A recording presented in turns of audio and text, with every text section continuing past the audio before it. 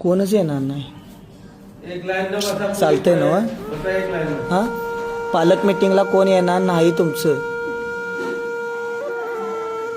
मग आता कसं करायचं? पुढच्या पालक मीटिंगला येते.